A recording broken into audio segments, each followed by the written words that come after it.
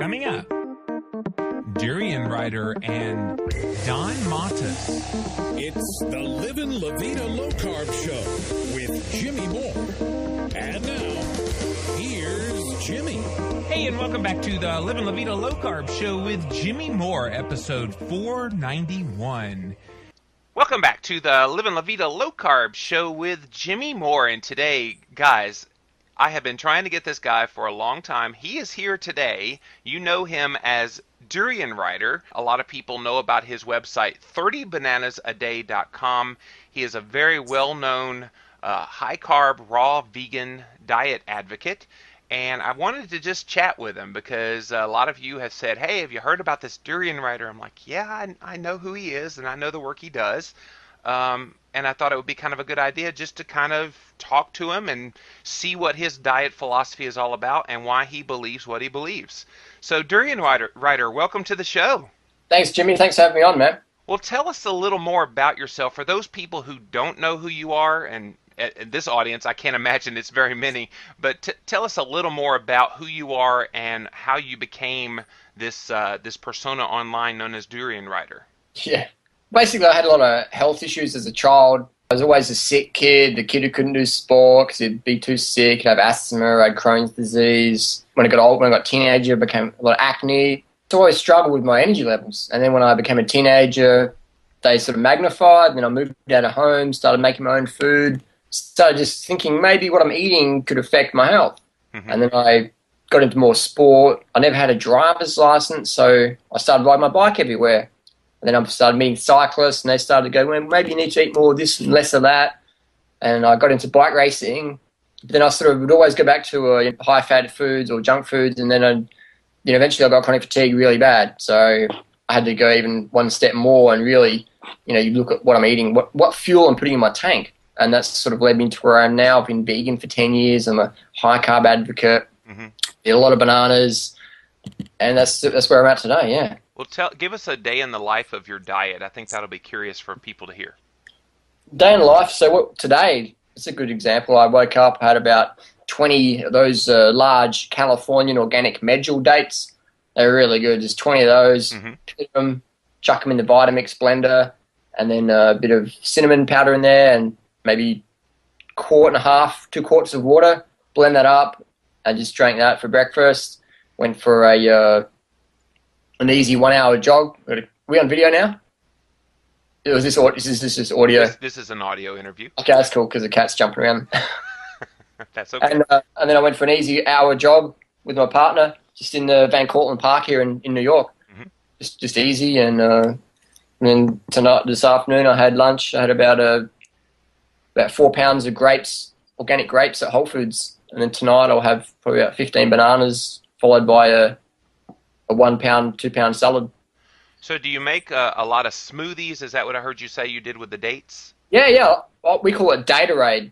Datorade. Yeah.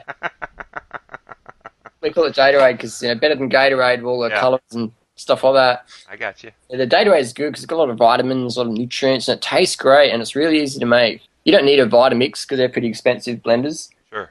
But you can get like a $20 blender from Costco, but the Vitamix just makes it even smoother. Sure. So yeah, smoothies are good because if you're like working in an office setting, you can just have a big gallon glass bottle or half-gallon bottle and just sort of have it under your desk and just sip it while you're working. So you can make that in the morning and it takes 5 minutes to make. Take it to work, you're good to go, and you get you can put 3,000-4,000 calories in a half-gallon jug and just shake it and sip it when you're ready. Now, we're going to qualify those calories that you consume because you're a pretty high-level athlete with all your bicycling. Yeah, I'm a high level and I'm really fit, but my volume isn't very high level. Like someone asked me the other day, I said, Harley, I don't believe you. I want to know exactly how many kilometers you ride and run per day. So it's okay. So kilometer-wise, I'm doing about 40 kilometers a day on average, which is about, 25 miles, 24 miles. Mm-hmm. I'm averaging about 1.7 miles jogging a day. So that's probably about 70 minutes a day, which is, I've caught the subway today for about 2 hours. Right. So it's, I spend more time on the subway than I do exercising. And if I have to miss a day of exercise, it's no problem. It's not I must exercise every day, but right. I walk upstairs every day.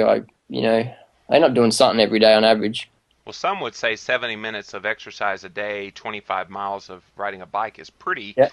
pretty abnormal. That's pretty on the high end, the high percentile as Yep. far as exercise goes. Yep. Yep. I mean I can understand that, but if I've been a personal trainer since 1999, so almost 12 years now, Hmm.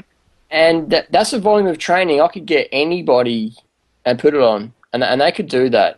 I could maybe put them on 3/4 of that volume of training. Could put them maybe 40 minutes a day of easy cardio. Hmm. And if they're really, really, really sedentary and really never exercise, I could start them on 10 minutes a day of cardio and just build it up over the years. Yeah. And then eventually, 4 or 5 years' time, they'll be, super fit without really going crazy on the exercise. So how important is cardio compared to, say, weightlifting? Well, I think they're both very important, depending on what sport you're doing. I mean, I do cycling and running, so it's all about being lightweight. Right. That's why I eat a lot of carbs, is to stay light. But if you're doing bodybuilding, then you're going to need to cut the cardio back, because the cardio just shreds it. You get too light. That's why you don't see sumo wrestlers running marathons or doing bike races, or you don't see bodybuilders doing marathons or bodybuilders doing bike races. So cardio is better if you want to be leaner, and if you want to be bigger, like stronger, then obviously it's about doing powerlifting, heavy weights, things like that. I've got a few vegan bodybuilder friends of mine, Yeah. and they eat pretty similar, but they won't go training with me on the bike because it's a catabolic. In a sport, we have catabolic and anabolic. Anabolic means building, and catabolic means debuilding, Right. sort of thing. So cardio exercise is very catabolic to the body. It just sort of strips you down. That's why you watch a marathon, and the first 100 people are very slim, and then you might see a few struggles at the end, a bit bigger. Yeah. If those struggles stick at it long enough, then they'll be they look like a marathoner. So Yeah. Now, you made a statement just a moment ago, and I know you kind of snuck it in on me, and I'm going to come back to it here, that you eat a lot of carbs to stay light. But Yeah. I'm sure even you will acknowledge that there are some people who, when they eat a lot of carbs, they actually gain weight. Why do you think this happens? Yeah, I mean, because their definition of carbs is donuts or pastry or meat lovers pizza or cheese and chips and deep fried carbohydrate foods. My definition of carbs, this is a good question, Jimmy. My definition of carbs is like fruits and vegetables and, say, whole grains, the rice. Even though I'm not a rice eater myself, I do promote rice. I just prefer fruit because I find fruit works better for my digestion, having a history of Crohn's disease. So I'm a big fruit eater. But, I mean, I've got friends and they say, "Oh, but carbs make me fat." And I'm like, "Okay, let's go back to your house," or maybe we're at their house. And I say, "Let's open the fridge." And I said, "You show me what carbohydrate foods you think are making you fat." And they pull out the chocolate, they pull out the donuts, they pull out their ice cream, they pull out the meat lovers pizza. And I'll say, "Well, do you realize these carbohydrate foods are 50% calories coming from fat?" And they're like, "Oh, I didn't know that." And I'm like, "Yeah." And I said, "Well, how about you have a vegetarian cheese-free pizza?" And they're like, "Oh, that would taste disgusting." And I'm like, "Yeah, exactly. That's why you don't eat it, because if you did eat vegetarian cheeseless pizza, you wouldn't be as big as you are." And once you give them a vegan pizza, they're like, "Wow, this is pretty good." Or once you give them some good fruit or a good fruit smoothie, they're like, "Wow, this is pretty good." So low fat can actually be tasty. And it's it's a paradigm shift. Yeah.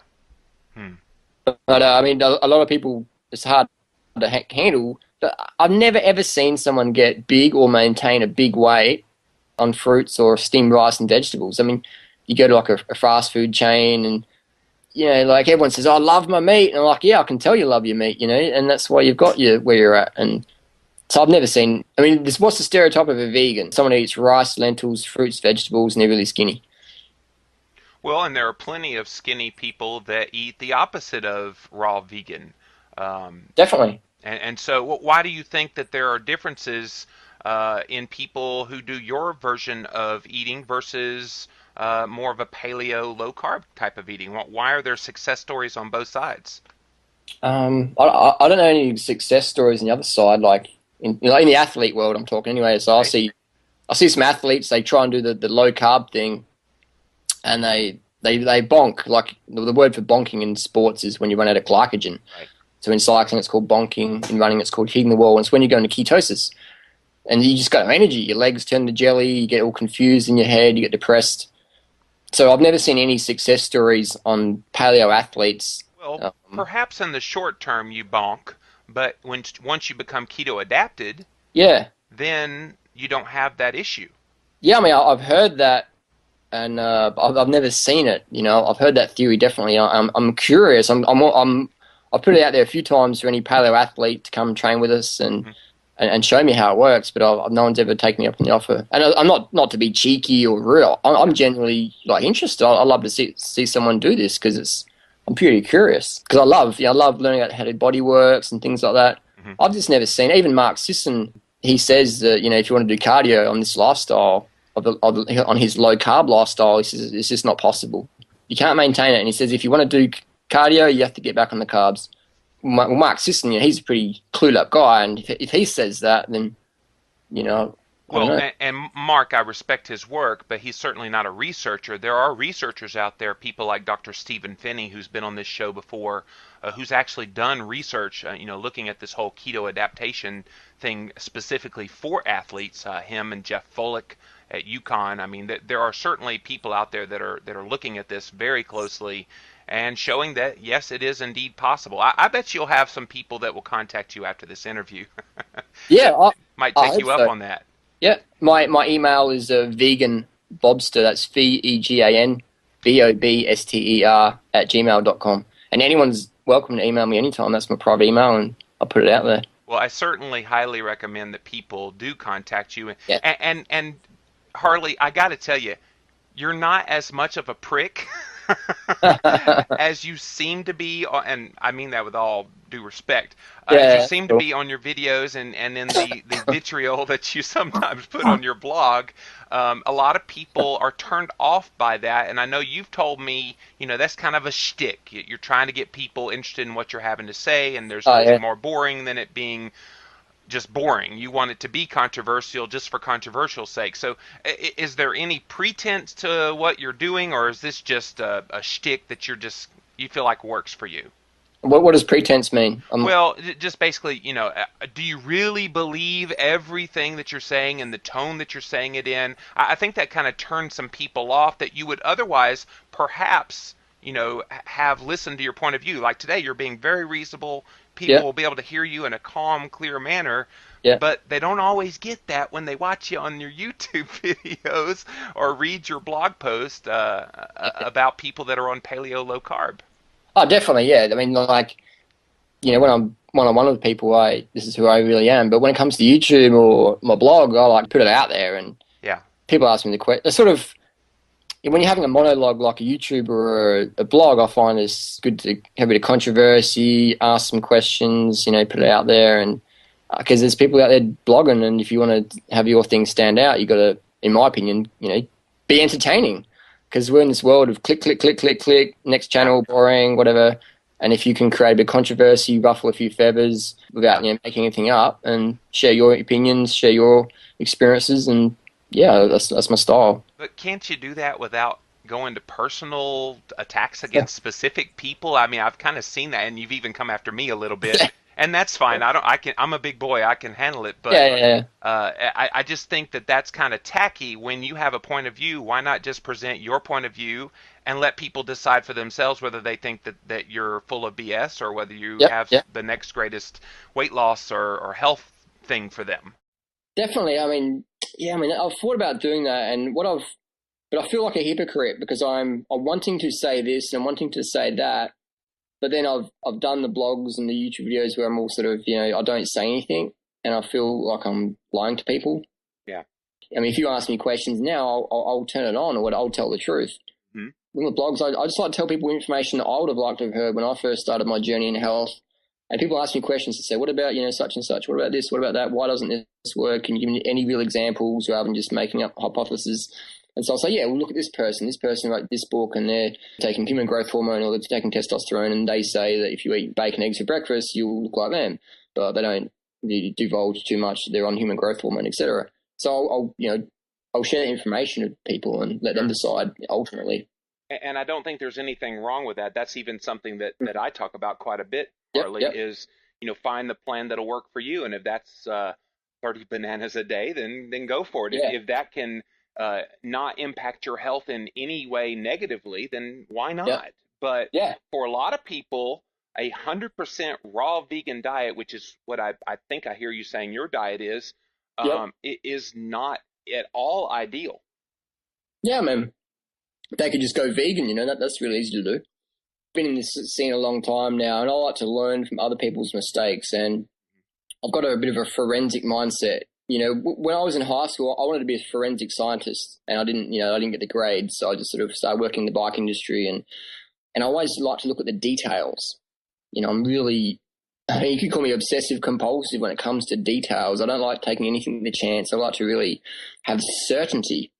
And when it comes to my health, I was sort of big, what's the word, crazy when it comes to my health. I really wanted to work out what actually works and why does something work, why does that not work. And I took the time out to really analyze things. And I'm not afraid to ask people questions.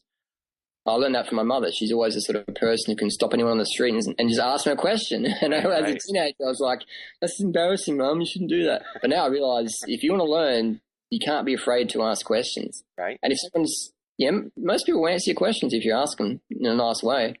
Right. They're always flattered. Well, and that's why you're on this show today, because I wanted to honestly hear from you and what you believe, what your worldview is regarding nutrition. And I think it illuminates our understanding even more, even when we don't necessarily agree with who we're hearing. I think at the very least we get to see why you believe what you believe in your heart of hearts. Mm-hmm. And I think that what you believe is what you believe, and nobody's going to change that, and nobody's even trying to change that necessarily. It's just let's hear your point of view, and then someone can make the decision. Yes, that works for me. No, that doesn't work for me. Yeah, definitely. I mean, I always say to people, unless you personally experience something, you don't really know. It's everything else but your personal experience is just programming. Right. Rode my bike to the subway today, got on the train and got 20 pounds of bananas. And I'm looking at all the adverts on the subway, on the way to the subway, or I'm walking past, you got to eat chicken, you got to eat beef, you got to have a Sunday or something like that. And it's, society's always telling you what to do all the time in regards to advertising. I'll wear a singlet all the time that says go vegan. And a girl got on the train and just said, I tried vegan for a week. I said, that's a good start. And then I said, so what was your goal to go vegan? She says, I wanted the detox. I wanted to lose some weight. And I said, yeah, well, that's why most people go vegan, man, because they want to lose the weight. Yeah. And it's easy to do when you're a vegan. And she said, I got stressed and, I started eating chicken and stuff. I said, well, you're just hungry, you should have eaten some more plant foods and you'd be on the go. And I told her about the book called Skinny Bitch and the book called Skinny Bastard. You heard of those books? Of course. Yeah. And so I said, check it out. You get one on Amazon for probably $15. And she said, I'll check it out. And, I like just giving people information, planting seeds, and they can go from there. So your argument for why people fail on a vegan diet is they're not eating enough calories? Definitely. If you put enough fuel in the tank, you're good. If you don't, your body gets hungry. Like in the 1960s, we had the world's biggest ever famine in China. Mm-hmm. And not many people know, but the history records prove it. It's on the internet. Just Google up China famine 1960s. So what happened is China, they had a bit of a government thing going on there where they wanted to become a big mega economy. So they started exporting their grains to the US and the EU and Australia for our livestock industries. So that's when, then the 60s is when the fast food and all the beef consumption just went through the roof. And so what they did is they starved the Chinese people so they could make money, and then the peasants and the farmers and stuff were running out of food. So what they had is they had a law where you could swap your children and eat them. So if you're hungry enough, humans become an item on the menu. So it's basically, it's like in World War II in Poland, in Leningrad, where they had the Nazis come in and sort of square off the city and say, okay, this is how it is now. This is the rations. They had access to the zoo animals. So first they ate the ox, and then they ate the zebras, and then the giraffes, and then the hippos, and then the tigers, and then the monkeys, and everything got eaten in the zoo. And then eventually people's pets got eaten. They ate the cats, they ate the dogs, they ate the rats, and the parrots and things like that. And then they started scraping off the starch of the wallpaper paste, because back then it was used, just use starch for wallpaper paste. So they started scratching off all the starches on the walls and cooking it up and adding a bit of salt and having, potato wallpaper starch soup. And then the famine just continued on, and children started going missing, cadavers on the street started missing body parts, and then it became a sort of a unofficial law that you couldn't sell minced meat in that Leningrad sort of area, because if it was minced meat, then it could have been someone's child or someone's leg or something like that. Right. And then there's a story where one lady committed suicide. She jumped off the building and landed on a cooking pot of soup, and all her people just started eating all the brains and stuff that was splattered on the ground just because they were so hungry. And if you're a vegan and you get hungry, you drop your standards. If you're on any sort of diet, like I've got friends who are not vegan, but they refuse to eat, Big Macs or McDonald's. Right. But when they get hungry enough, they'll eat a Big Mac out at 3 a.m. after a night of night clubbing because they're hungry. And when you're hungry, your standards drops. I like to have quality fruit, but when I'm hungry, I'll eat fruit that doesn't taste as good as the quality just because I'm hungry. Right. So I tell people always, it's better to eat more than undereat and then end up eating the real junk stuff that cause you the problems in the first place. And when it comes to carbohydrates, I mean, it's been my experience and experience of many others that are high carb, low fat, plant-based, vegan, ideally raw vegan lifestyle is the way to go. And failing that, a high raw, high carb, low fat vegan lifestyle is excellent. Fruit for breakfast, fruit for lunch, rice and beans, bean burritos, rice cakes, or low-fat vegan nachos and stuff like that for dinner is fantastic. Risottos, oil-free pasta dishes, gluten-free pasta, oil-free vegan dishes are fantastic.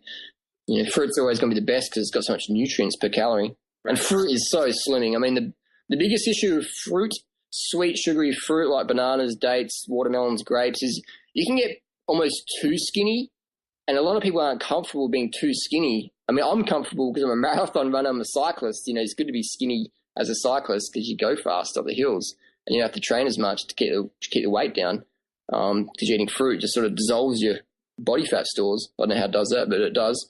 And a lot of people don't like being so skinny. That's why a lot of chicks go to fruit because they want to get skinny. A lot of guys don't like the fruit because they get so lean on the fruit. I think, I'm feeling a bit thin here and I'm not used to this. But being a road cyclist, I mean, you look at Lance Armstrong or the Schleck brothers or these people, Cadell Evans, when they're fit, they're very slim. And as a road cyclist, you're used to being slim and you're used to people telling you, you need to put on some weight. And so when you get into raw foods, into fruit, you get very slim. And the women like it and the guys feel a bit self-conscious if they're not already used to it or if they're not into running or cycling. Now, hearing you talk about this diet...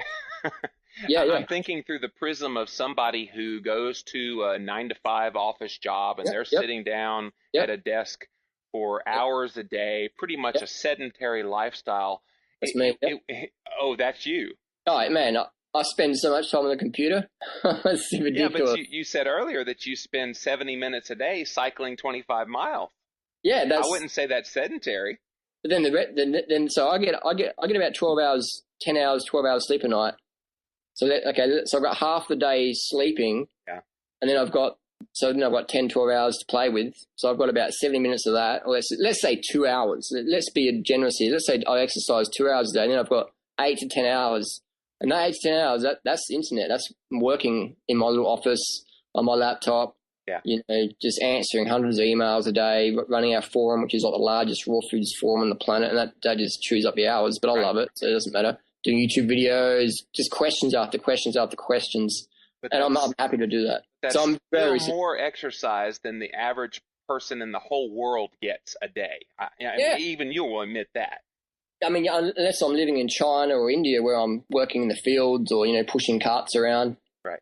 So that exercise more than me. So I guess my question is, do you feel like that this diet, if somebody didn't do any exercise, which is a great majority of the population here in America, is this going to work for them? Because it seems that you need, especially with the amount of 30 bananas a day. I know that's kind of a shtick, but you literally mean that quantity of food.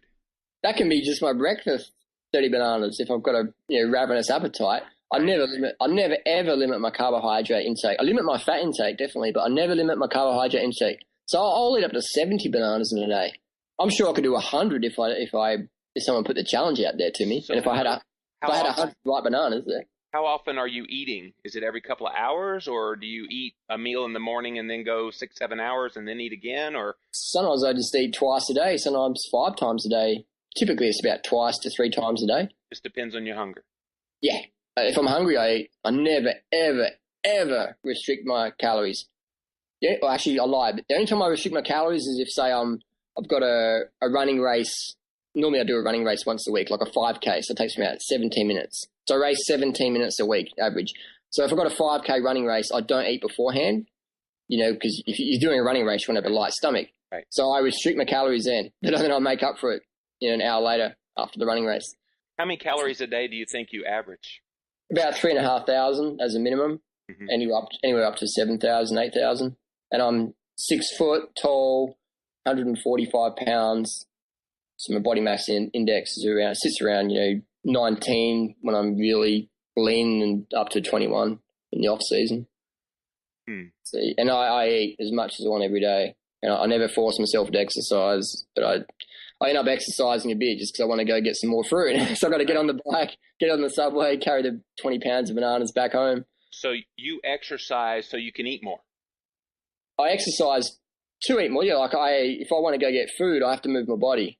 Like I don't have a driver's license, so it's sort of like, I can sit home and starve, or I can get up and go down to Whole Foods and get a 20-pound bag of bananas, or box of dates, things like that. But I don't exercise like thinking, oh well, if I exercise I can eat. It's like no. It's like I just exercise because that's my part of my transport. Like I have to go back to the post office tonight, so I have to walk down to the post office and send a package down and walk back.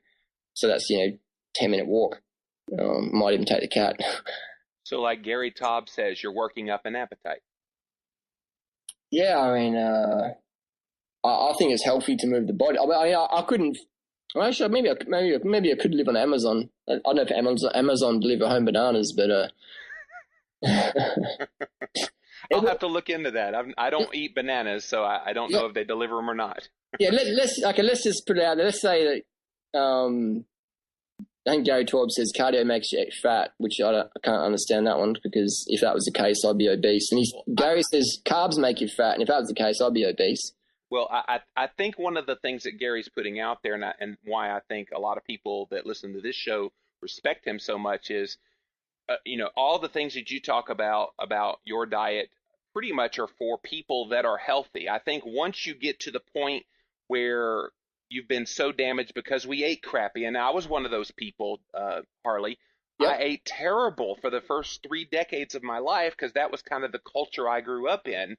And so maybe some people get to the point where maybe they could have eaten 30 bananas a day and gotten away with it, but now they become so metabolically deranged, metabolically broken, however you want to call it, that now they have to rein in those foods that could cause them problems, and fruit could be one of them.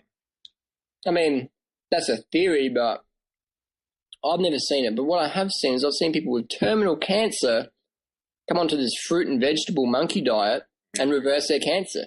And now they're running marathons. What about fruit juice? Do you consume that? Yeah, if I'm out training and I'll drink some bottled fruit juice, I always grab the one that has no preservatives or flavors, because that means they use really crap fruit. So I'll go for the natural sort of organic fruit juice. Right. I do prefer fresh, definitely. And that's why I carry dates with me, because dates are high sugar, high calorie, high carb. And they're really good because you can just store them in the back of your pocket, your cycling jersey, and they keep well and they taste good and they're really consistent. And they just give that high sugar whack that you need when you're out, using your body. Or if I'm doing like a talk, I do a lot of live talks. So I like to do not much exercise the days before the talk. I like to sit around, just conserve my energy and eat lots and lots of sugar. So then when it comes to give my talk, I can just give high energy talk with no caffeine for 2, 3, 4, 5, 6 hours and just hit it and answer everybody's questions. And it normally goes till 12 at night or sometimes 1 a.m. because people just keep asking questions and I like to be there and help them. And that's why I eat lots of carbs, so I can just keep cracking out the questions and answers.